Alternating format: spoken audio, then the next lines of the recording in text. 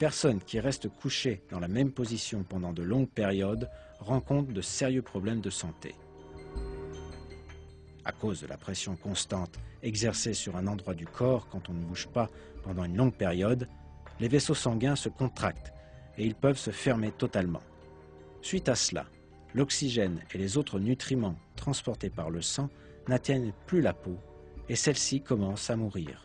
Cela provoque l'apparition de plaies sur le corps. Ces plaies sont connues sous le nom de plaies du lit ou plaies de pression. Ces plaies, qui se forment sous la peau ou les tissus, peuvent atteindre de graves dimensions si elles ne sont pas traitées. Si elles s'infectent, elles peuvent même mener à la mort.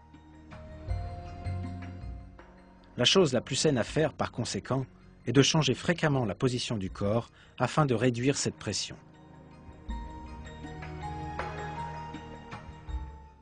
Les patients qui ne peuvent se déplacer eux-mêmes reçoivent donc une attention particulière et d'autres personnes les déplacent toutes les 2 heures.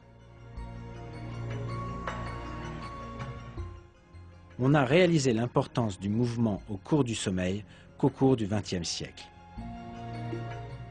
Mais une information soulignant cette importance a aussi été placée dans le Coran, la parole de Dieu.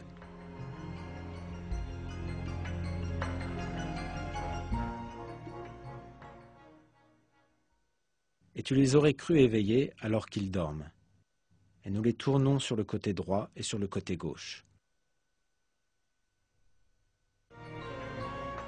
Le verset ci-dessus fait référence aux compagnons de la caverne, lesquels restèrent endormis pendant des centaines d'années.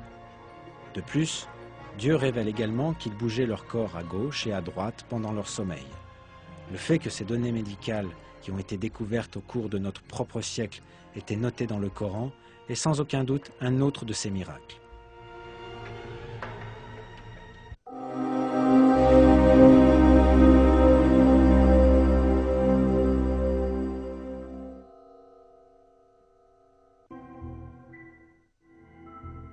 Tout ce que nous avons vu dans les films, les miracles scientifiques du Coran, nous montre un fait évident. Le Coran est un livre qui renferme des informations qui se sont révélées et qui se révèlent vraies.